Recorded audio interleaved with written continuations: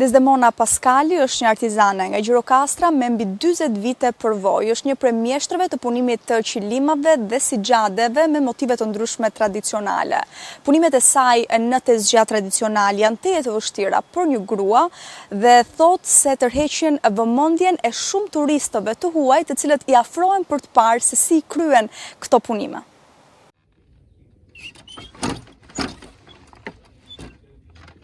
Prej më tepër se 40 vite, Desdemona Paskali ushtron zanatin e endjes tradicionale në tezgja unë prej Druri. Këtë zanate ka nisur qysh në moshë të vogël dhe me kalimin e viteve është bërë një prej mjeshtrave të punimit në qytetin e Gjirokastrës, duke realizuar qilima, sigjade me motive të larmishme, ndërsa është e vetmja që ushtron këtë profesion në pazarin karakteristik të qytetit të Gurt. Po, ky profil unë e kam mësuar në ndërmarrjen artistike që në moshën 14 vjeç. E kam vazhduar derisa u mbyll ndërmarrja dhe unë hapa këtë subjekt këtu që punoj privatisht me qylima, rrugica, centro, çanta, gjëra të ndryshme të punuara me lesh origjinal, me lesh vendi, me modele të ndryshme, modele të kohës së kaluar, të gjysheve tona dhe modele të reja të menduara nga vetja ime, me kombinim ngjyrash nga mua. Kam 40 ca vjet që punoj në këtë zanat. Më pëlqen shumë, është zanat shumë i vështirë, po edhe i bukur, kur nxjerr gjëra të bukura. Turistët e pëlqejnë shumë dhe duan ta shikojnë dhe live këtu se si punohet. Janë futur të hedhin dhe disa fije vet, se janë kurioz se si bëhet kjo punë. Po, këto janë ideale, këto që punoj unë janë ideale për këto, për hotelerira, janë shumë kërkuara.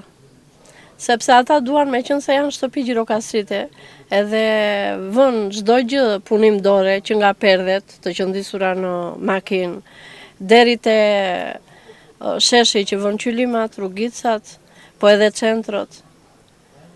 Janë shumë të interesuar për këtë gjë. Megjithëse cilëson punimin në tezgja të vështirë për një grua, sërish ajo nuk ka hequr dorë nga ky zanat. Pas viteve 90, çeli një qendër artizanati në pazarin e Gjirokastrës, ku vazhdon të ushtrojë mjeshtërinë e punimit në avloment Druri. Janë të shumta punët që ajo realizon në tezgja tradicional, duke tërhequr edhe vëmendjen e turistëve. Një punë, një rrugicë 1 metër duhet të bësh 5 ditë, ndërsa për një qylim do 30 ditë. Pastaj varet edhe nga modeli që ka, se ka model më të vështirë, ka model më të thjeshtë. Ai që është më i vështirë të mban më shumë kohë.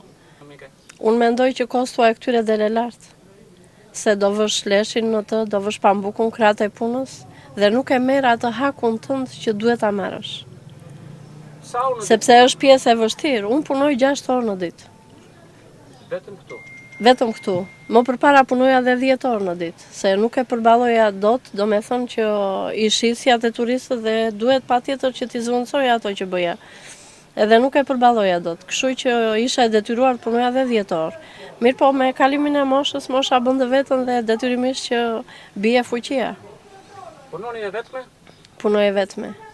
Kam një punëtore që punon gjërat me grep, jo çarape, jo me shqiponj, jo jeleqe me shqiponj. Gjërat tilla, jo tantella. Ndërsa pjesën me lesh e bëj vetë. Përgjatë ditëve të verës, qendra e saj artizanatit kthehet në një qendër trajnimi ku turistët e tërhequr nga punët plot mjeshtëri shprehin interesim për endjen në tezgja.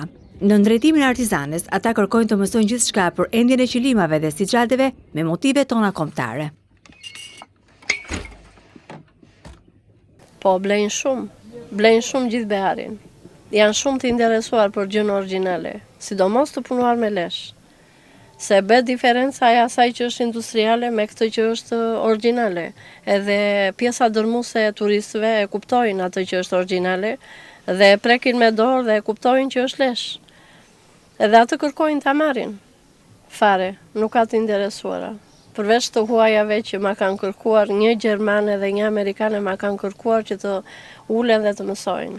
Të jenë nxënëse këtu për të mësuar. Artizania Gjirokastrite apelon që të rinjt duhet të trashëgojnë traditën dhe punimin në avloment Druri nuk duhet të harrohet si një pjesë e veçantë e saj, por dhe si mundësi punësimi. Nuk janë fare të interesuar shqiptarët. Unë mendoj që mosha tonë mbaron deri këtu. Pra mund të jeni brezi i fundit? Po, brezi i fundit. Unë nuk shoh asnjë të interesuar dhe asnjë që të ketë dëshirë të ulet të mësoj. as e kanë kërkuar. Po, nga se mund të vje kjo?